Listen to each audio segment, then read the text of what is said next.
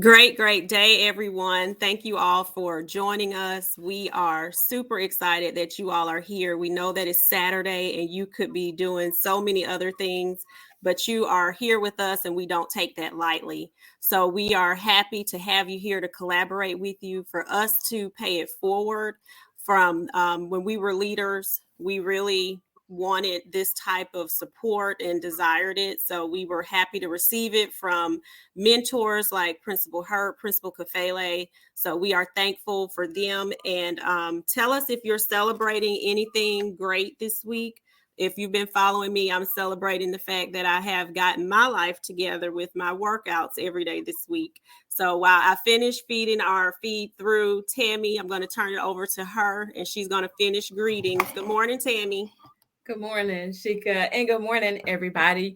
Welcome to Saturday morning PD with Sheka and Tammy. We see that Dr. Roz is on. Hi, Mr. Burgess and Cheryl Lynn. We are so thrilled to have everybody. Thank you for being with us. As Sheka said, we know that you could be doing many other things this Saturday morning. So as always, we're super excited to have you joining us. Be sure that you drop in the chat where you're joining us from. Hey, Principal Hurd, and we see Lamont Ratchford is with us. Alicia Babin and Richard Davis. Guys, thank y'all for joining and being with us this morning.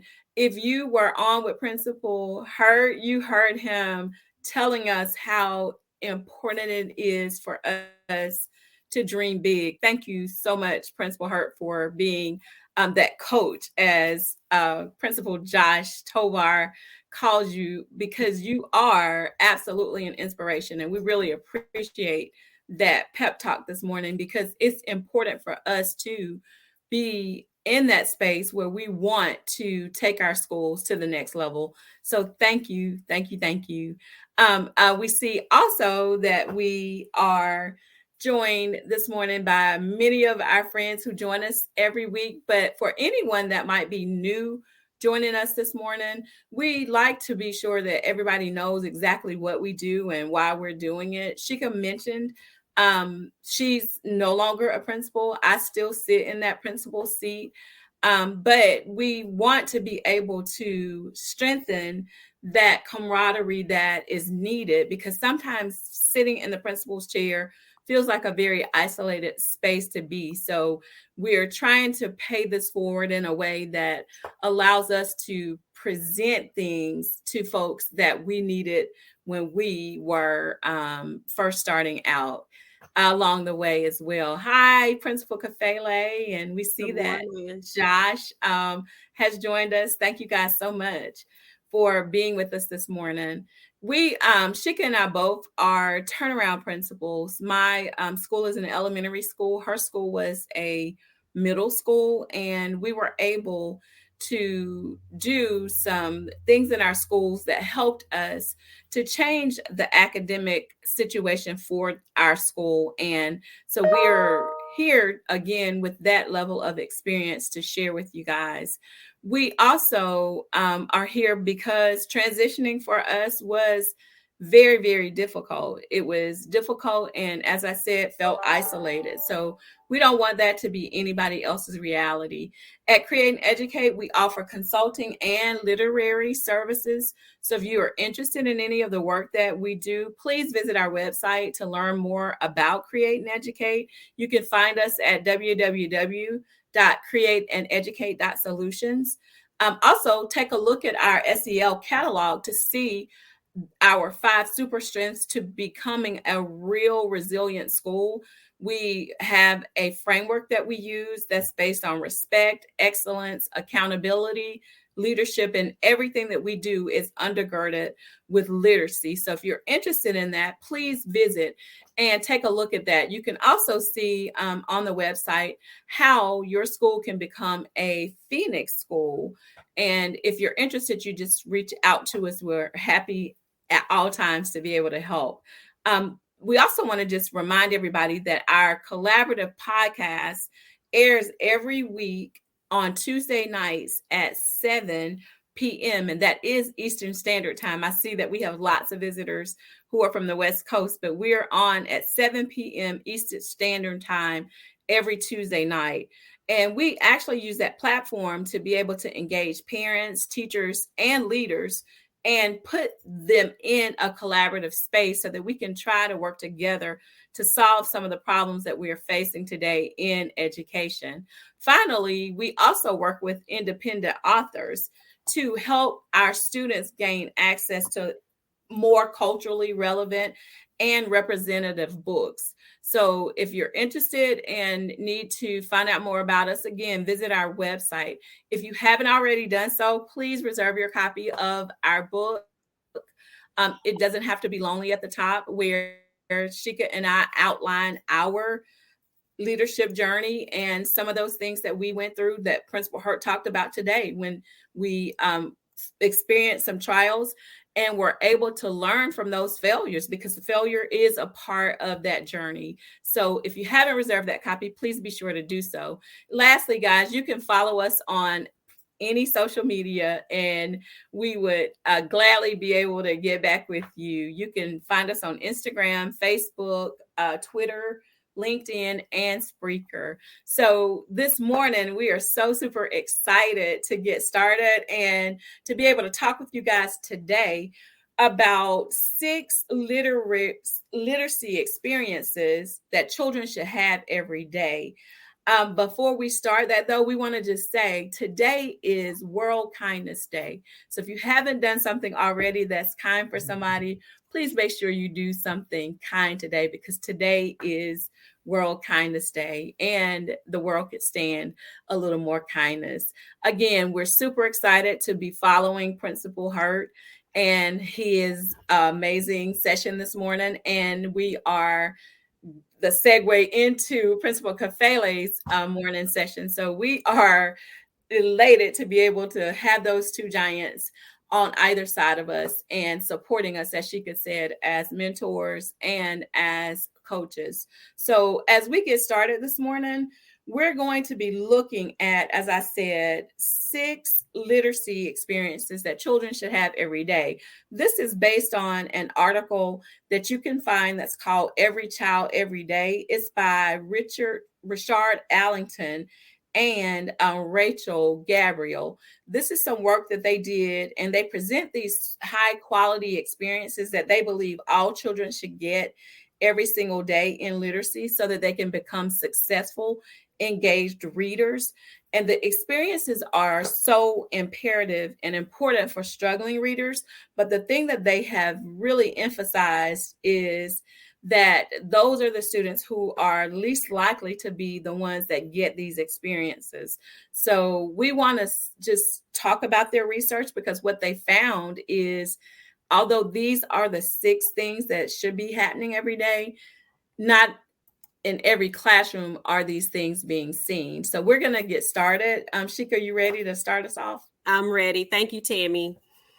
And good morning again to everyone. As Tammy stated, we are focusing on literacy this morning. A lot of people have reached out to us because this is an area where they feel like they need some help. So we definitely want to be able to provide the information that we can that can help you all and all students to be able to exceed in reading, because we know that this is a very pivotal thing for students to be able to read properly and at the right level. So the first strategy is that every child reads something he or she chooses. And this is really important, because the more that students understand, the more likely they are to continue to read, and the more likely they are to take those reading skills to the next level. So this is where a lot of times those interest inventories come into play.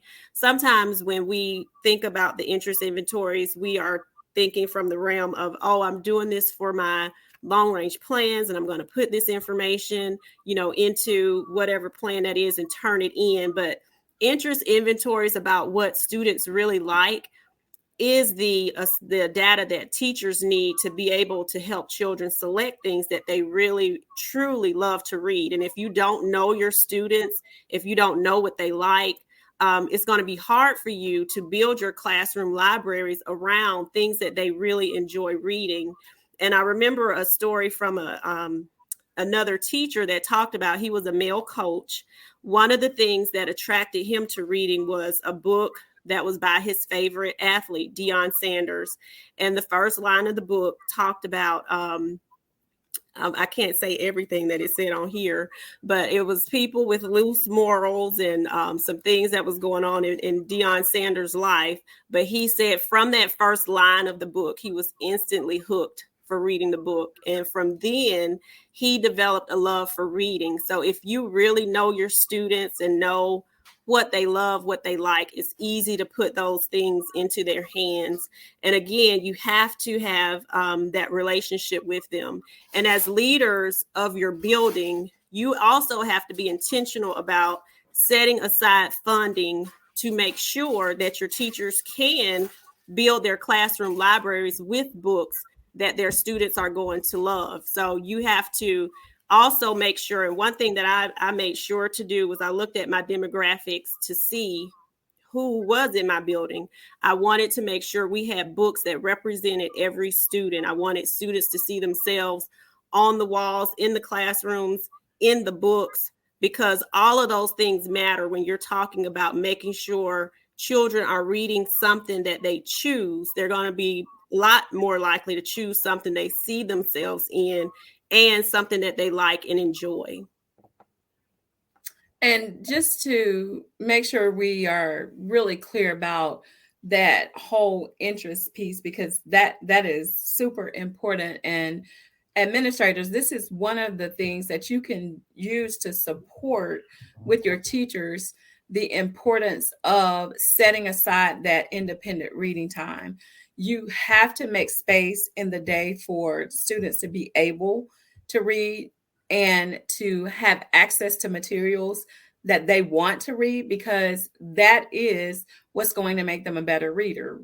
Reading helps you to be a better reader. So making sure that you're really spending the funds, as Sheka said, on building those classroom libraries, and not just building classroom libraries, because it really is important to invest in those titles that are important to students. And those are, as she said, culturally relevant materials, but also you can think about what's trending right now. When I taught first grade, one of the things that every little girl and some of the boys wanted to read in the classroom was Junie B. Jones. Junie B. Jones was just a very mischievous and fun character to connect with, and they loved it. So you have to pay attention to what has captured your kids' interest at this time and make sure that those are the kind of materials that you are investing in. A second thing that the researchers have told us that is important to happen in every class every day is that every child is reading accurately. And this means that they are reading material that is at the just right reading difficulty level, is what they call that. And what they say is spending more time reading doesn't help unless students are reading at 98% or higher accuracy. So when students are reading accurately, that helps to solidify their word recognition, their decoding, and their word analysis skills. So what you have to think about in this regard is, how do you always stay on top of that just right reading level? You have to have your teachers in a space where they know that they have to regularly progress monitor where the students are, so that they are being instructed at their instructional level. Because even when they're reading books that are easier for them, they're getting fluency, but they are not able to practice those decoding skills because they already know those words. So running records or reading records, whatever your school is using, should be administered on a regular schedule, in addition to those that are required by your school for an end of the year. So that's a very important aspect of making sure kids can read at that 98% accuracy. And those are all great points, Tammy. And I'll just add to that with working with the interventionists. One of the things that I try to make sure that they also know about students who may struggle in reading, they may not have experienced a lot of success. So their self-esteem about reading, the way they feel about reading is all centered around what is happening while they're reading. So it's the 98% accuracy is important because they have to have those wins. They have to feel successful, or else they're going to want to give that up and just move on to something else, or, do another activity. So you have to make sure they're experiencing those wins and those successes in reading. So the next point or the next strategy is that every child reads something he or she understands, meaning that they comprehend it. And this is very important. A lot of times when we're talking about interventions, sometimes we start to focus on the skill and the drill, but we have to connect the skill and the drill to something that is important. It brings it into the context of meaning through reading. So we have to make sure that we're isolating the skill and drill, but we're connecting it to reading. And the only way that we're knowing if students are comprehending or understanding something is that I think the best thing to do is the conferring. And the best teachers that I have seen with conferring really were intentional about logging it, making sure that you're asking the students the right questions. They go back to the students later and say, hey, I remember when you told me this about this book. This really builds relationships with students because you can see their eyes light up and like, oh yeah, you remember what I said. All of those types of things are really important to children. So just making sure that they're comprehending what they're reading, and you're not just saying, oh, let's stop and read. You have to be intentional about making sure that as the teacher, that they are understanding what they're reading, because if they're not understanding it, they're not putting all the pieces together to be able to make them better readers. And the important thing for us to just remember, I think, too, Sheka, in the sense of interventions, especially, is if you only focus on those isolated skills, then what happens is it doesn't connect the reader back to the material that they're reading. And Exactly. the connections are a part of what helps you to understand what you're reading. So comprehension is largely built upon students being able to connect with the text. And when you don't have those connections and you're not able to make meaning from what you're reading, then that creates that struggle for those struggling readers. And I think it's important for us too to point out that it isn't, when one of those things that people often say about kids when they struggle with reading is, oh, they just are wired differently. They're just not going to get that reading the way that reading should be taught. But what we have to do is we have to figure out like what it is we need, what piece is missing, because I don't believe that there is any such thing as being wired differently, Exactly. unless there is a disability. Right. So what we have to do is be able to figure out how we need to connect with those students. And one of the things that that article suggested was through authentic reading experiences. And those authentic reading experiences become much more meaningful in those situations, as you said, where the teacher comes over to have that reading conference and can confer with the students. So it's just a powerful experience when you're having your kids to really focus on understanding exactly what they're reading and being able to make those text connections. So we actually have more points, guys, and we're going to finish us up with our literacy suggestions for what kids should have as experiences every single day on next week. But before we leave, we have to spend a little bit of time. And of course, we are not going to be in Principal Kafele's way. So we want to just give you guys some information, because we have some folks who have been pouring out and outcries about help for their children. And Sheka mentioned this before. People want to help their children at home. And sometimes they just don't know how. Fortunately for us, Sheka and I have some materials that we can connect you with. So if you're interested in anything that you need for your child for literacy, to help them with practicing those skills at home, or math, honestly, we probably could support you in the contents, science, and social studies as well.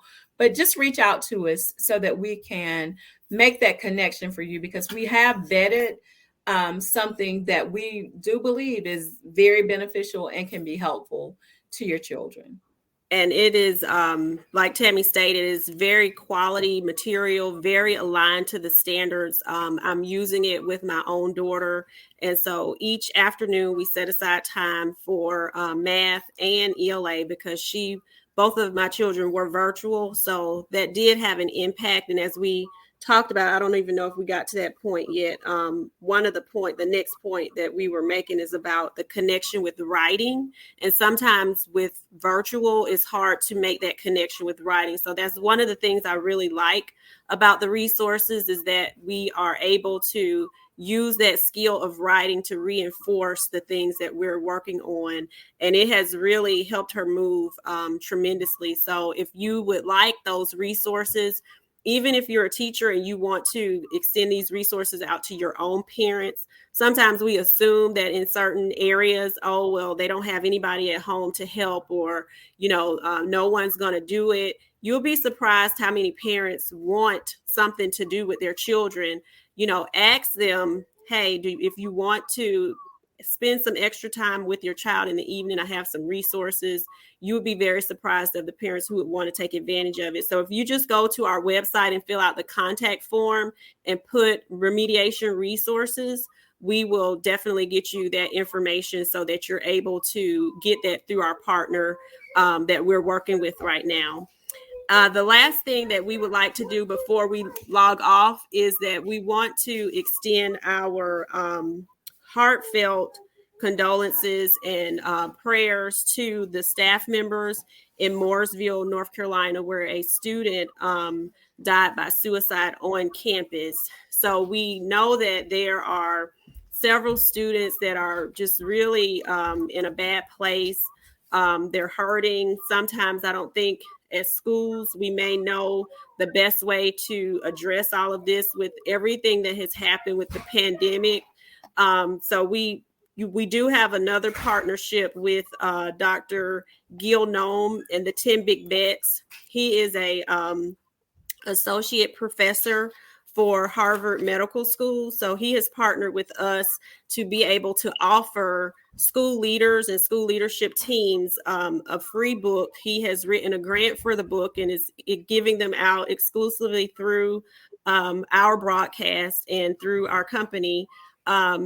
And the 10 Big Bets really helps schools and leadership teams focus on how to make students feel like they belong to school and how to support them social and emotional in their learning. So a shout out to our schools that have already reached out and gotten their free book, or if you haven't received it, it's on the way in Las Vegas. And we have 2 schools in Texas. Shout out to our parent who has already reached out for resources, because we definitely want what we're doing to be helpful to you all, and for us to be able to help you find solutions that are going to be beneficial to you as educators, but also for students. Because it's about the impact for us. So it is. Thanks. And if you guys are interested, as Sheka said, the materials that Gil have, as well as the materials for remediation, are very high quality. So just let us know if you need something. And again, remember, today is World Kindness Day. So make sure you're doing something kind today and every day. And we will finish these 6 tips next week for sure. We're not going to leave you all hanging. So, yes, that's Mr. Davis. Thank you so much. We hope you enjoy your package that we sent you. Thank you all for joining us, and have a great rest of your Saturday. Join us on Principal Cafe. That's where we are going next. So thank you. Hi, guys. Thank y'all.